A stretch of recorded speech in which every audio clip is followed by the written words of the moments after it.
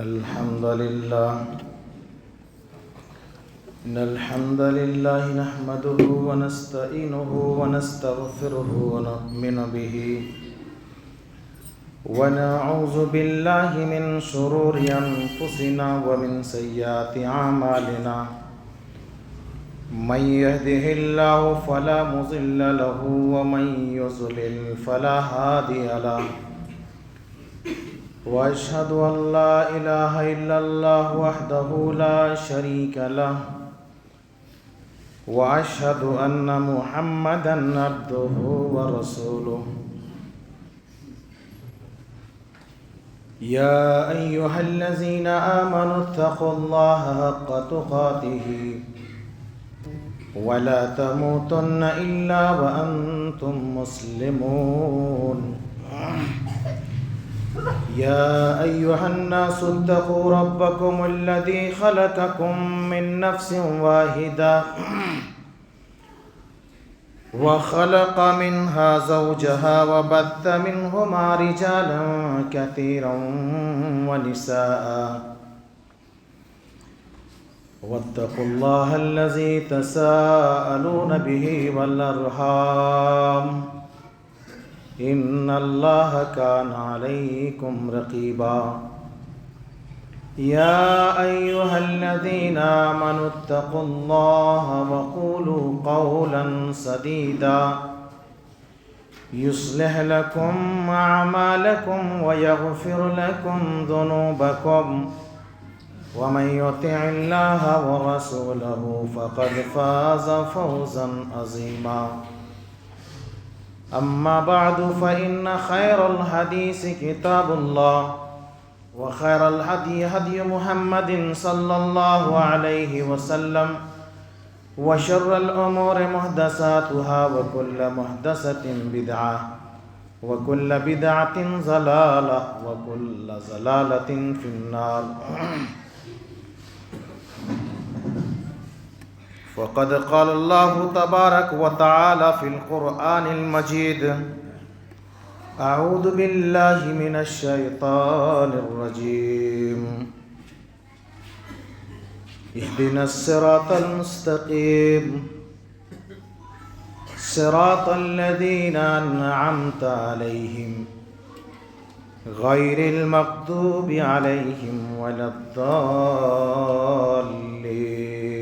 آمين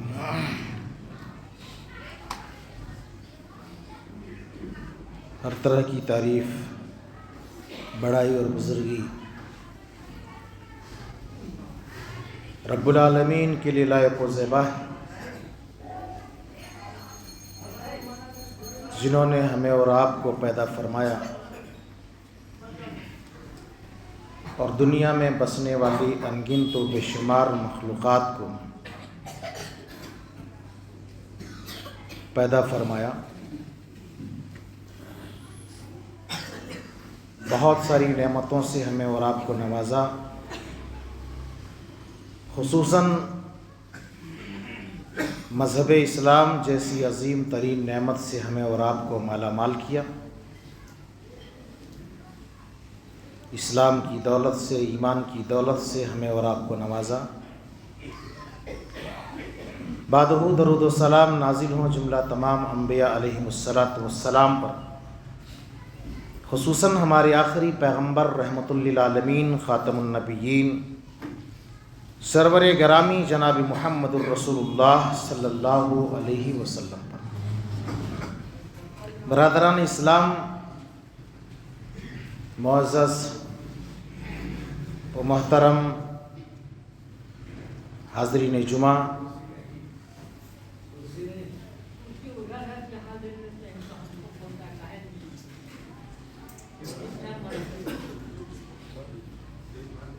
بزرگوں، دوستوں، نوجوان ساتھیوں، عزیز بچوں، پردہ نشین مائیں اور بہنیں، آج کے خطبہ جمعہ میں ایک نہایت ہی اہم اور نہایت ہی حساس موضوع ہے یہود و نصارہ کو پہچانیے۔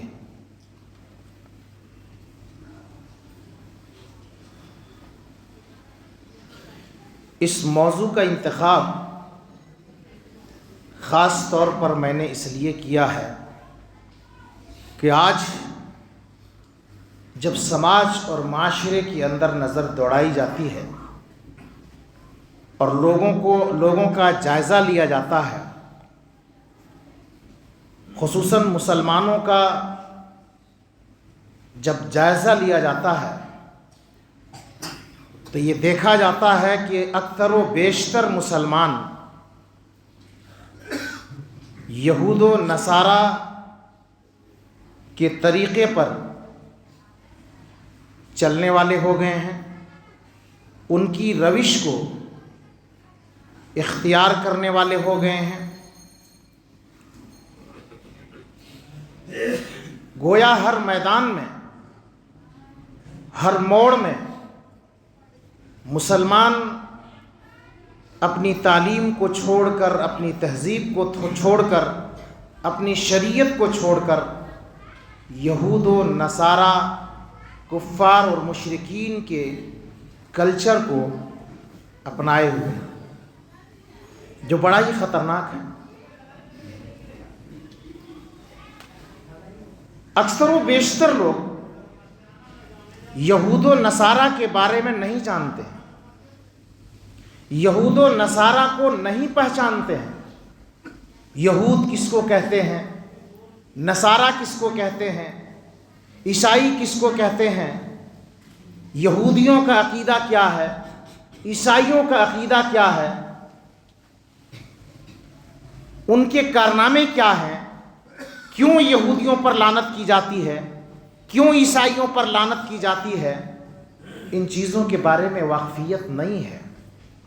خصوصاً آج کے جنریشن کو یہ پتہ نہیں ہے کہ یہود سے کیوں بچنا ہے، نصارہ سے کیوں بچنا ہے، ان کے طور طریقوں سے کیوں بچنا ہے، نہیں معلوم۔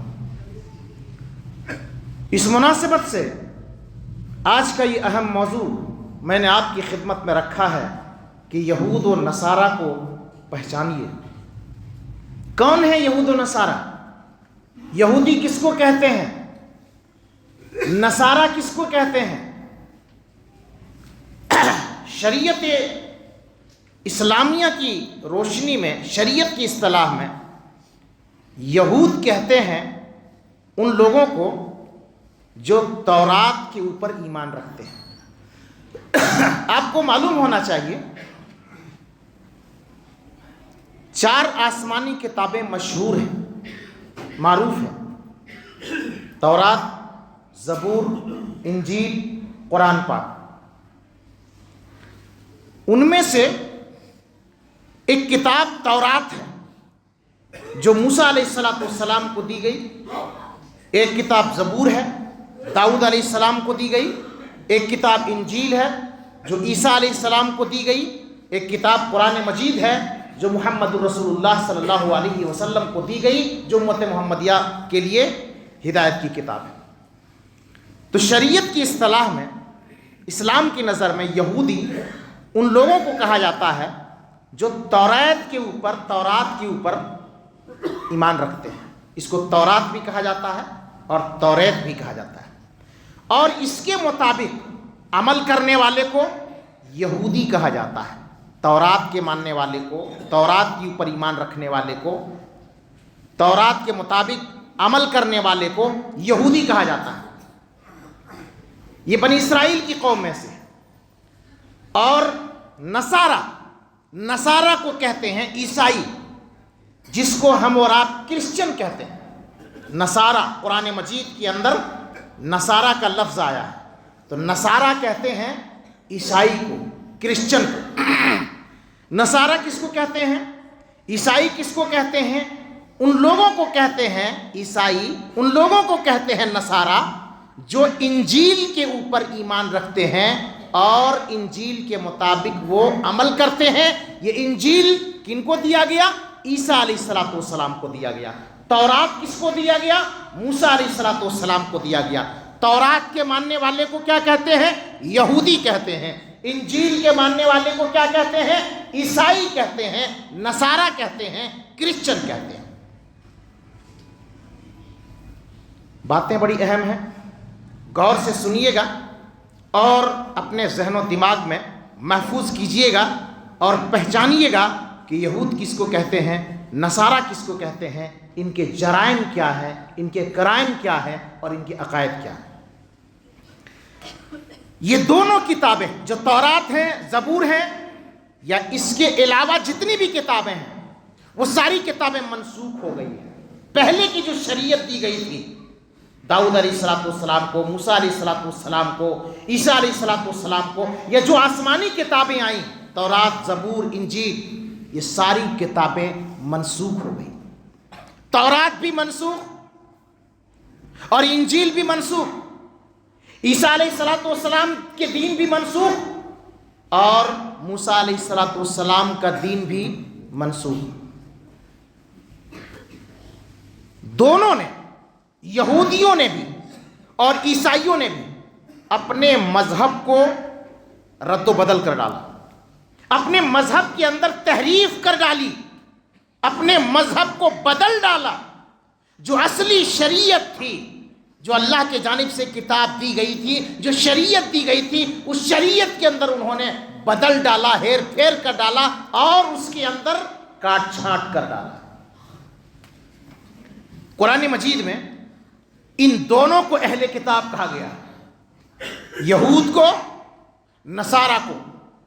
कुरान मजीद के अंदर अहले किताब, आप कुरान मजीद अगर तिलावत करते होंगे तो अहलुल किताब कई जगह, कई मकामात पर आप पढ़ते होंगे, तो अहले किताब से मुराद यहूदी हैं, अहले किताब से मुराद नसारा हैं, इनको अहले किताब कहा गया। कुरान और हदीस में यहूद और नसारा को अहले किताब कहा गया।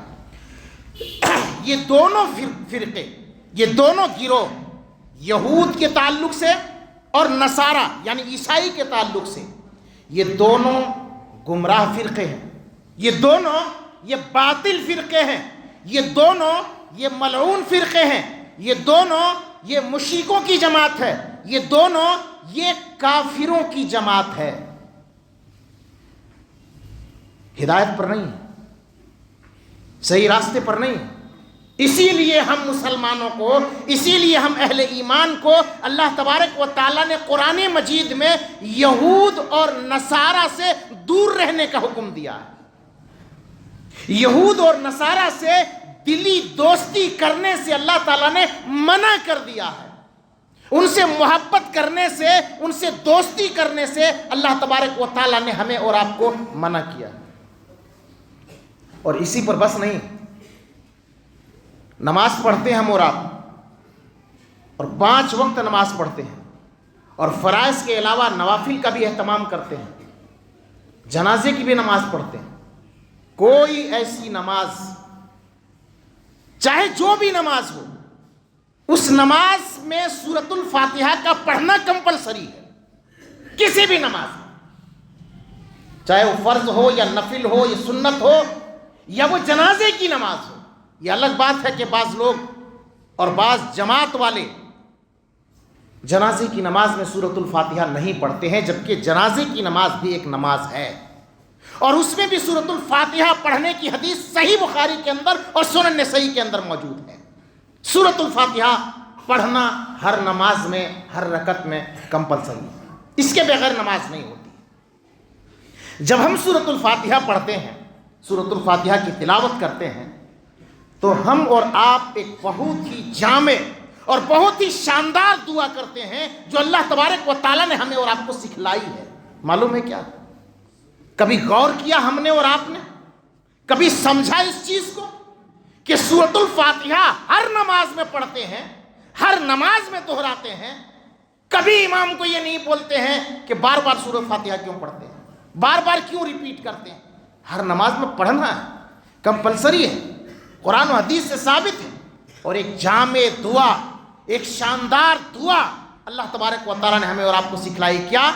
इहदिनस सिरातल मुस्तकीम सिरातल लज़ीना अनअमत अलैहिम गैरिल मग़दूबि अलैहिम वलद्दाल्लीन। پھر کہتے ہیں آمین. آمین کا مطلب ہوتا ہے اے اللہ ہماری دعا کو قبول فرمانا. اے اللہ تو ہماری دعا کو قبول فرمانا. سب سے پہلے کیا دعا کرتے ہیں؟ اے اللہ تو ہمیں صراط مستقیم پر چلانا. مستقیم کہتے ہیں سیدھا راستہ. صراط مستقیم دین کا راستہ، شریعت کا راستہ، قرآن اور حدیث والا راستہ، اسی کو صراط مستقیم کہا گیا. اسی راستے پر چل کر کے انسان کامیاب ہوتا ہے. اسی راستے پر چل کر کے ایک انسان جنت حاصل کر سکتا ہے. اس راستے سے ہٹ گیا، اس راستے سے بھٹک گیا، اس راستے کو چھوڑ دیا، صراط مستقیم کو ترک کر دیا، وہ آدمی جنت میں نہیں جا سکتا ہے، جہنم میں چلا جائے گا. صراط الذین انعمت علیہم، اے اللہ ایسے راستے پر چلا جس راستے کے اوپر ایسے لوگ چلے ہیں جن کے اوپر تیرا انعام نازل ہوا، جو انعام یافتہ لوگ ہیں جو اس راستے پر چلے ہیں. یعنی پتہ یہ چلتا ہے کہ صراط مستقیم ایک ایسا راستہ ہے کہ ہم سے پہلے بھی لوگ سلف صالحین اس راستے پر چلے ہیں، اس راستے پر چل کر کے جنت حاصل کیے ہیں، رب کی رضامندی حاصل کیے ہیں. کون ہیں وہ لوگ؟ قرآن مجید سورہ نساء آیت نمبر 69 کو پڑھیے. وَمَن يُطِعِ اللَّهَ وَالرَّسُولَ فَأُولَٰئِكَ مَعَ الَّذِينَ أَنْعَمَ اللَّهُ مِنَ النَّبِيِّينَ وَالصِّدِّيقِينَ وَالشُّهَدَاءِ وَالصَّالِحِينَ وَحَسُنَ أُولَٰئِكَ رَفِيقًا. جو اللہ اور اس کے رسول کی اطاعت کرتا ہے، یہ شرط لگا دی اللہ نے. صرف دعا کرنے سے نہیں ہوگا، اللہ اور اس کے رسول کی اطاعت ضروری ہے. جب ایک آدمی اللہ اور اس کے رسول کی اطاعت کرے گا تب جا کر کے اللہ تبارک و تعالیٰ اس کو نیک لوگوں کے ساتھ رکھے گا اور نیک لوگوں کے ساتھ اٹھائے گا اور انعام یافتہ لوگوں کے ساتھ اللہ تبارک و تعالیٰ جگہ دے گا. مَن يُطِعِ اللَّهَ وَالرَّسُولَ فَأُولَٰئِكَ مَعَ الَّذِينَ أَنْعَمَ اللَّهُ، اللہ ایسے لوگوں کو جو اللہ اور اس کے رسول کی اطاعت کرتا ہے ایسے لوگوں کے ساتھ رکھے گا جن لوگوں کے اوپر اللہ نے انعام کیا ہے، خاص انعام کیا ہے. کون ہے؟ من النبیین والصدیقین، نبیوں کی جماعت ہے، سچے لوگوں کی جماعت ہے. والصالحین، نیک لوگوں کی جماعت ہے، سلف صالحین کی جماعت ہے. والشہدائی، اللہ کے راہ میں جو شہید ہو گئے ہیں، جو قتل ہو گئے ہیں، ان کی جماعت ہے.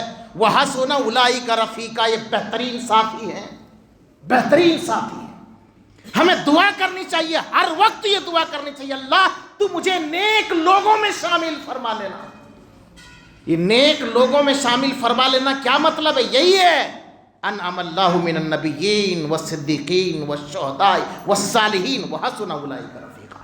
یہ دعا کرتے ہیں، اتنی بہترین دعا ہے کہ اگر یہ دعا قبول ہو گئی اللہ رب العالمین کے بارگاہ میں، اللہ کی قسم یہ آدمی دنیا کے اندر بھی کامیاب ہو جاتا ہے، آخرت کے اندر بھی کامیاب ہو جاتا ہے.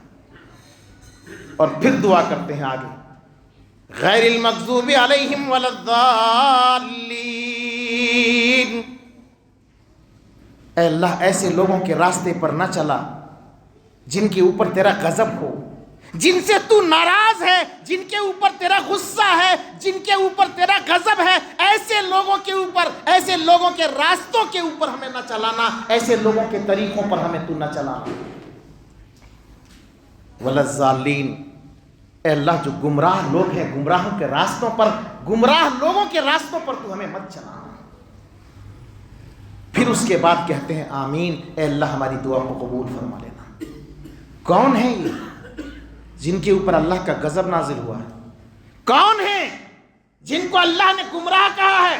اور اللہ نے ہمیں اور آپ کو یہ تعلیم دی ہے کہ ہر نماز میں یہ دعا کرنا کہ گمراہ لوگوں کے راستوں پر جن کے اوپر اللہ کا غضب ہے ان لوگوں کے راستے پر نہ چلا. مفسرین کرام لکھتے ہیں، تمام کے تمام مفسرین کرام لکھتے ہیں کہ مغضوب علیہم سے مراد یہود ہیں، یہودی ہیں، یہودیوں کی جماعت ہے.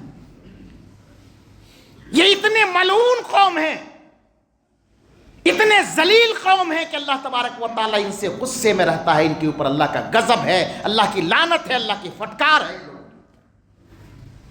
اور والضالین، گمراہ سے مراد کون ہے؟ گمراہ سے مراد نصارہ ہے، عیسائی ہے. یہ گمراہ فرقے ہیں. غیر المغضوب، جن کے اوپر غضب ہے، اللہ کا غضب، اللہ کا غصہ ہے، اللہ کی ناراضگی ہے، وہ یہودیوں کی جماعت. اور جو والضالین ہیں، جو گمراہ ہیں، وہ عیسائیوں کی جماعت. ہر نماز میں یہ دعا کرتے ہیں، ہر نماز میں، اور دعا کرنے کے بعد باہر نکلتے ہیں، پھر وہی یہودیوں کا طریقہ اختیار کرتے ہیں، پھر وہی عیسائیوں کا طریقہ اختیار کرتے ہیں، ان کی جیسے روش، ان کے جیسے چال ڈھال، ان کی جیسی شادی، ان کی جیسی لائف اسٹائل، ان کی جیسی پوری زندگی، یعنی ایسا لگتا ہے کہ ہم یہود بن گئے ہیں، ہم نصارہ بن گئے ہیں۔ علامہ اقبال نے کہا یہ مسلمان ہیں جنہیں دیکھ کے شرمائے یہودی بھی شرما جاتے ہیں کہ یہ مسلمان ہیں، یہ تو ہمارے طریقے پر چلنے والے ہیں، یہود و نصارہ کے طریقے پر چلنے والے ہیں۔ ہمیں یہ سوچنا ہوگا، یہ غور کرنا ہوگا کہ کتنی خطرناک جماعت ہے جن کے بارے میں اللہ تبارک و تعالیٰ نے اس طرح کے کلمات بیان کیے ہیں۔ یہود و نصارہ کے جرائم قرآن میں اگر پڑھیں گے تو آپ کو پتہ چلے گا کہ یہود کون ہے، نصارہ کون ہے، ان کے جرائم، ان کے جو بڑے بڑے جرم ہیں، ان کے جو بڑے بڑے گناہ ہیں، کیوں اللہ تبارک و تعالیٰ کا غضب ان کے اوپر ہے، کیوں اللہ رب العالمین کا غصہ ان کے اوپر ہے، کیوں یہ نصارہ کو اللہ رب العالمین نے کہا کہ یہ گمراہ ہیں، یہ باطل فرقے ہیں۔ ان کے جرائم کو آپ نے پڑھا ہے، ان کے کرائم کو آپ نے جانا ہے، ان کے جرائم کیا ہیں، ان کے کرائم کیا ہیں؟ آئیے میں سرسری طور پر بتاتا ہوں۔ ان کا ایک جرم یہ تھا کہ شریعت کے ساتھ یہ مذاق کرتا تھا۔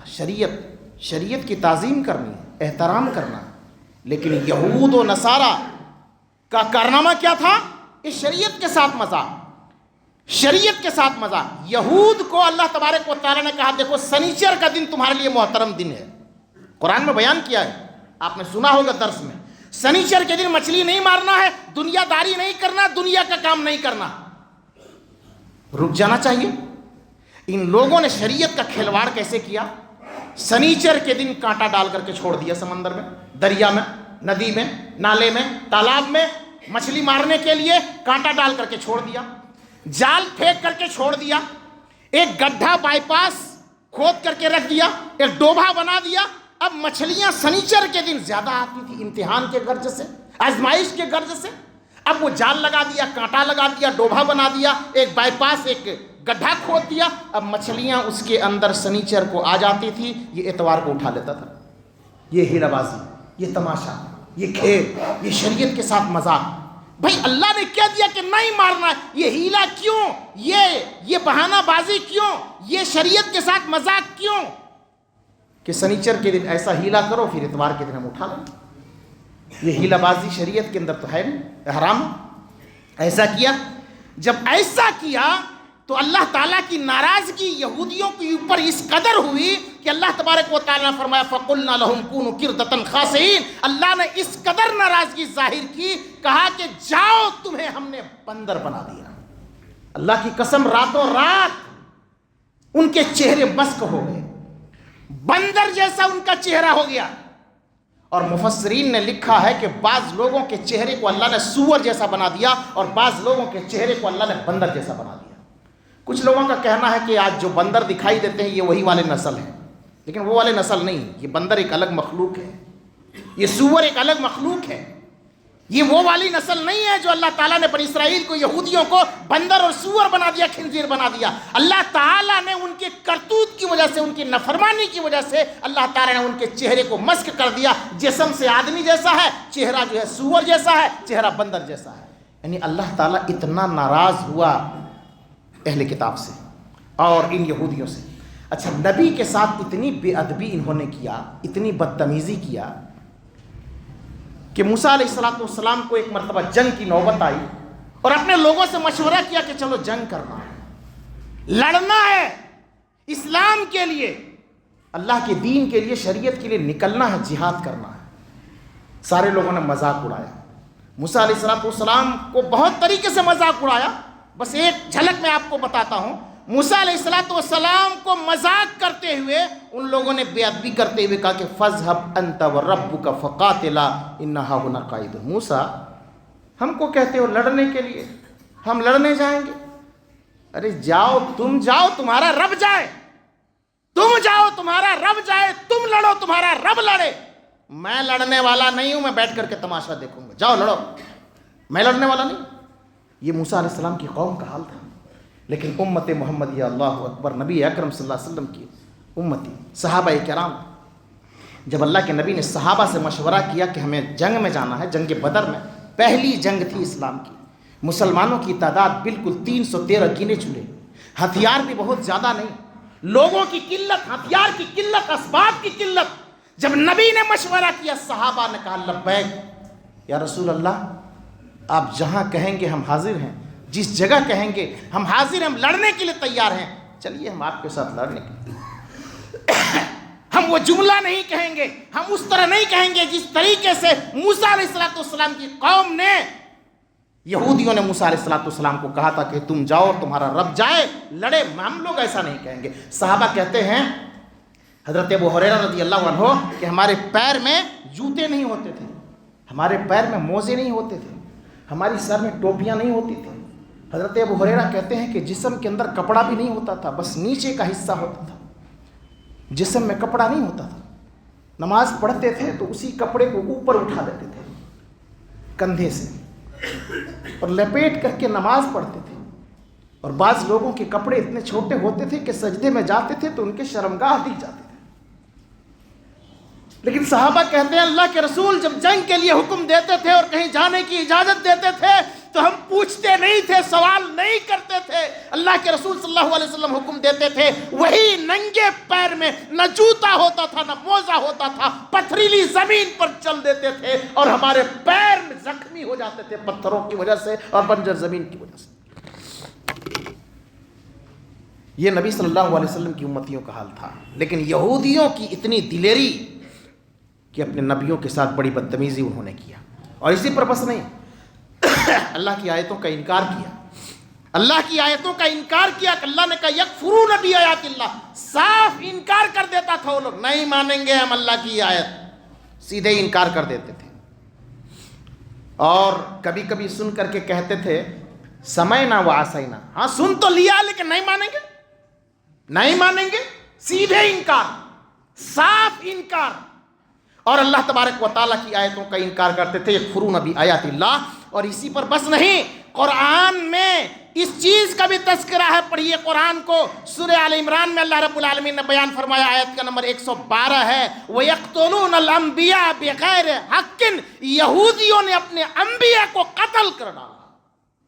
کیا سمجھتے ہیں آپ؟ جن کے طور طریقے آپ کو اچھے لگتے ہیں، محبوب لگتے ہیں، پسند لگتے ہیں، مزہ آتا ہے، یہ وہ جماعت ہے جنہوں نے پیغمبران اسلام کو قتل کیا۔ اور امام ابن قیم رحمہ اللہ کی کتاب، ایک لکھی ہوئی، ان کی لکھی ہوئی مایہ کتاب ہے یہود و نصارہ، تاریخ کے آئینے میں امام ابن قیم الجوزی رحمہ اللہ نے لکھا ہے کہ ایک دن میں 70 انبیاء کو لوگوں نے قتل کیا تھا۔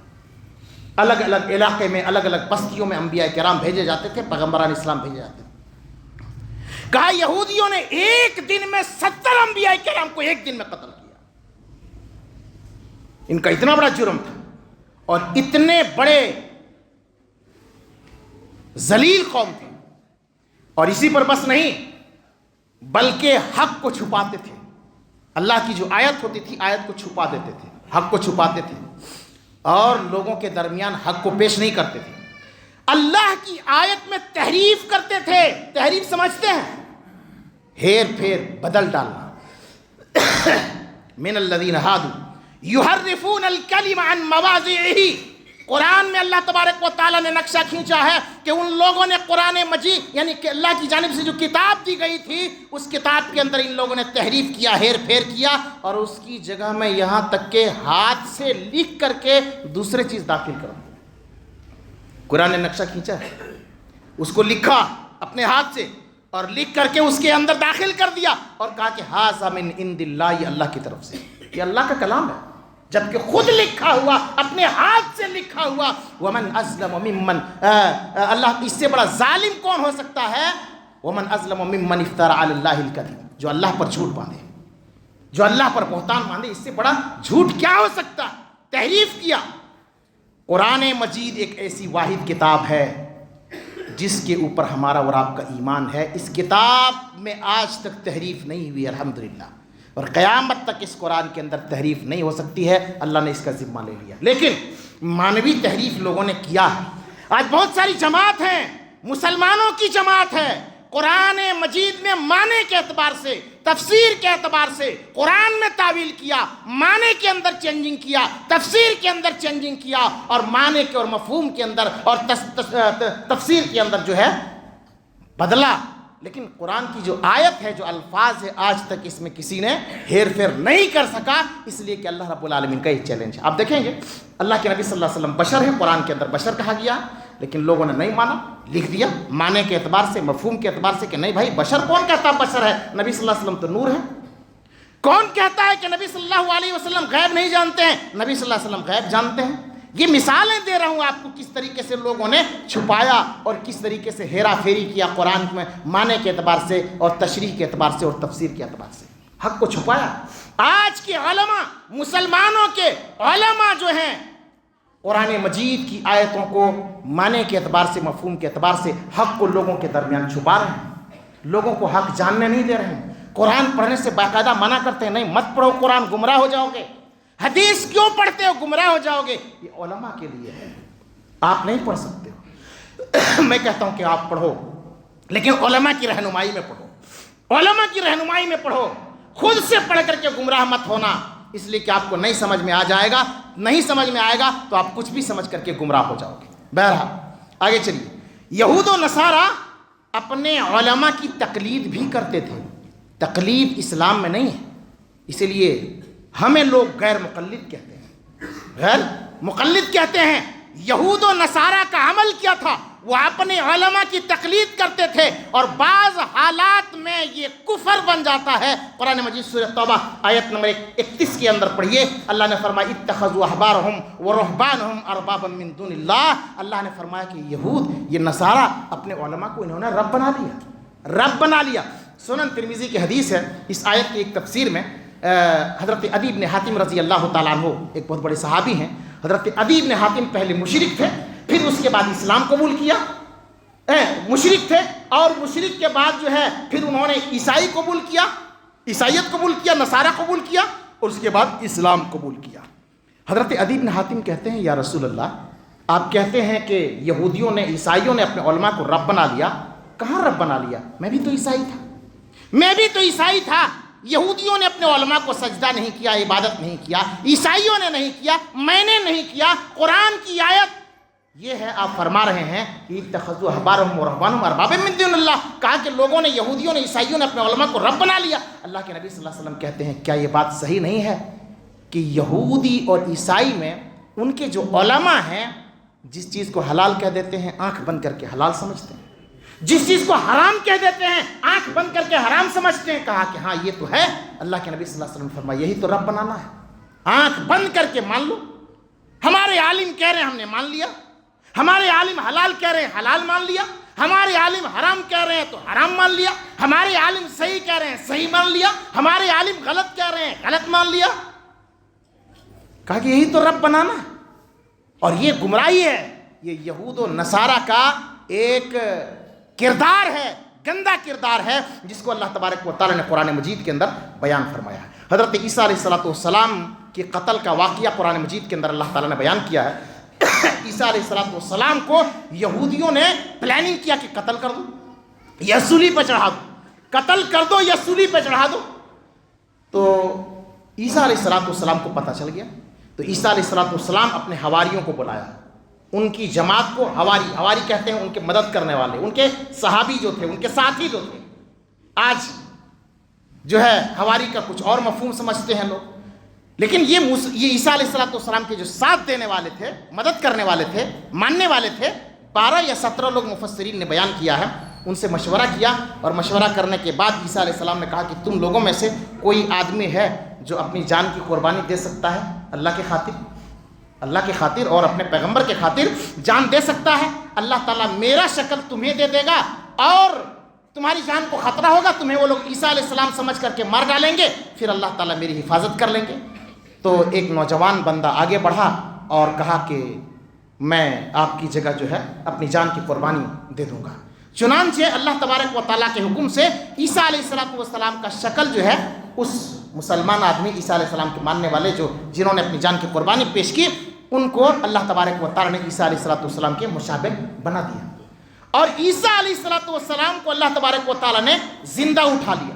جب زندہ اٹھا لیا آسمان پر، اللہ نے محفوظ کر لیا، آج بھی آسمان میں ہے، اور قیامت کے قریب جو ہے، یہ قیامت کی بڑی نشانیوں میں سے ایک نشانی ہے کہ اللہ تبارک و تعالیٰ کے حکم سے عیسیٰ علیہ السلام دنیا میں آئیں گے اور فتنہ دجال کا خاتمہ کریں گے، دجال کو قتل کریں گے، پھر ایک مدت تک وہ زندہ رہیں گے، پھر آپ کا انتقال ہوگا، اسی دین پر، اسی شریعت پر، محمد صلی اللہ علیہ وسلم کی شریعت پر آپ چلیں گے جس دین پر ہم اور آپ چلتے ہیں۔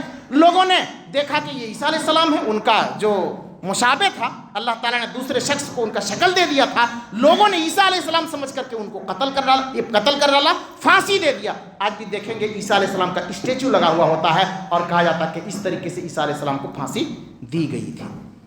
قرآن کہتا ہے وما قتلوه وما صلبوه ولكن شبه لهم بل رفعه اللہ، اللہ تعالیٰ نے فرمایا کہ نہ قتل کیا گیا نہ سولی دیا گیا، بلکہ اللہ تبارک و تعالیٰ نے ان کے مشابہ ایک آدمی کو بنا دیا، اور اللہ تبارک و تعالیٰ نے زندہ آسمان پر اللہ تبارک و تعالیٰ نے اٹھا دیا۔ اب لوگوں نے سوچا کہ عیسیٰ علیہ السلام کو قتل کر دیا گیا اور عیسیٰ علیہ السلام کو سولی دے دیا گیا، لیکن آج جو قرآن ہمیں اور آپ کو کیا کہتا ہے کہ نہ قتل کیا گیا نہ سولی پہ چڑھایا گیا۔ اسی طریقے سے یہود و نصارہ کا شرکیہ اور کفریہ عقیدہ یہ ہے کہ وہ یہودی عزیر علیہ السلام کو اللہ کا بیٹا مانتے ہیں، اور عیسائی یہ اللہ تبارک و تعالیٰ کے بیٹے مانتے ہیں عیسیٰ علیہ السلام کو۔ یہودی عزیر علیہ السلام کو اللہ کا بیٹا، اور عیسائی عیسیٰ علیہ السلام کو اللہ کا بیٹا۔ قرآن کیا کہتا ہے؟